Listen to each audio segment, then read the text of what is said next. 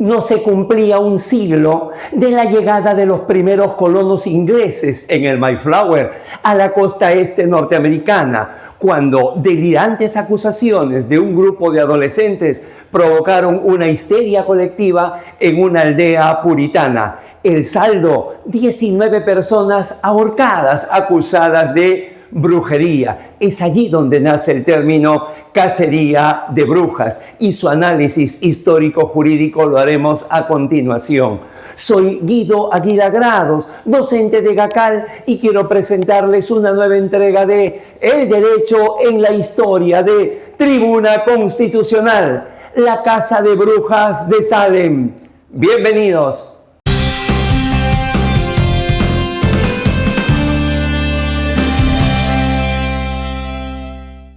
Los juicios de Salem se originaron en el invierno de 1692, dentro de una pequeña comunidad puritana de la bahía de Massachusetts, donde el rigor religioso y las tensiones sociales eran la norma cotidiana.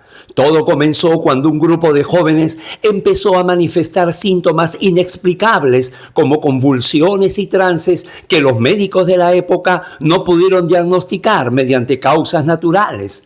Ante la presión de los líderes locales para encontrar un culpable, las niñas señalaron a 3 mujeres marginadas de la comunidad, lo que desató una oleada de denuncias que se extendió rápidamente hacia ciudadanos de todos los niveles sociales. La paranoia fue alimentada por el miedo a los ataques de las tribus nativas y las disputas territoriales internas, donde la sospecha se convirtió en la principal forma de interacción entre vecinos. Conforme las detenciones se multiplicaban, la situación demandó una respuesta institucional que derivó en la creación de un tribunal especial conocido como la Corte de Oyan and Termine. Este órgano judicial fue instaurado en mayo de 1692 con el propósito específico de procesar los casos de brujería bajo un esquema de emergencia, lo que permitió que las formalidades legales habituales fueran ignoradas en favor de una resolución rápida del conflicto.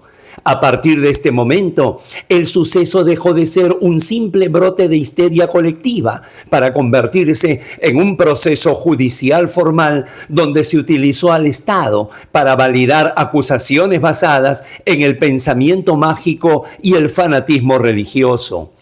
El principal vicio procesal de estos juicios fue la admisión de la evidencia espectral como prueba de cargo.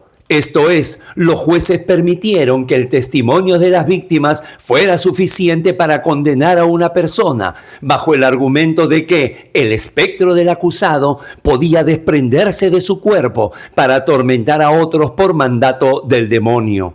Esta decisión anulaba cualquier principio de defensa razonable, ya que era imposible para un imputado presentar pruebas físicas que refutaran un ataque espiritual que solo la víctima declaraba percibir.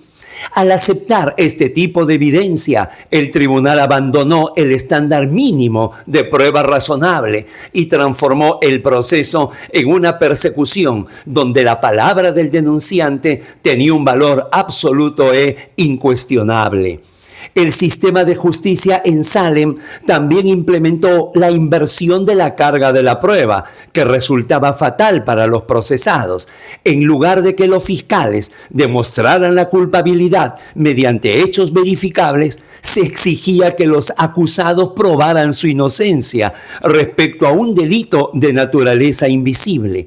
Además, se estableció una política de incentivos donde aquellos que confesaban su culpabilidad y delataban a otros eran perdonados, mientras que quienes defendían su integridad y negaban los cargos defendiéndose eran sentenciados a muerte de manera inmediata.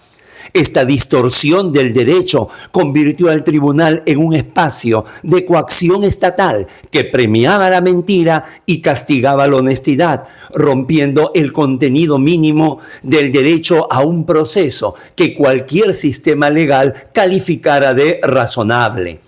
Además, la falta de representación legal fue otro de los grandes fallos del procedimiento, pues los acusados no contaban con abogados que pudieran impugnar las irregularidades presentadas o interrogar de manera efectiva a los testigos.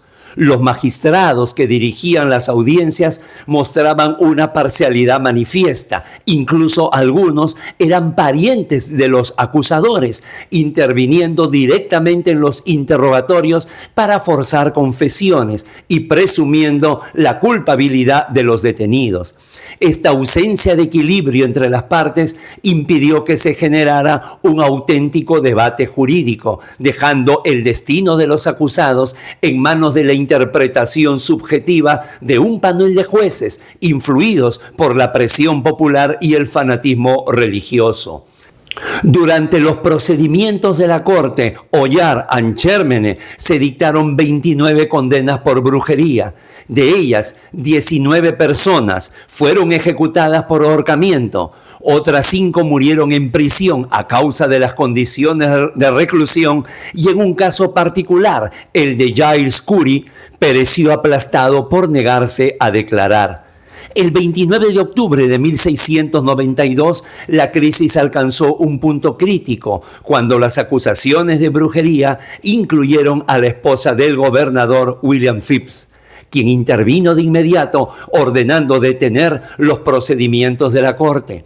En su reemplazo se prohibió la admisión de evidencia espectral, lo que permitió reanudar los juicios en enero y febrero de 1693, pero esta vez bajo la Corte Superior de la Judicatura. En esta nueva etapa, de 56 personas procesadas, solo 3 fueron condenadas, pero finalmente perdonadas por Phips.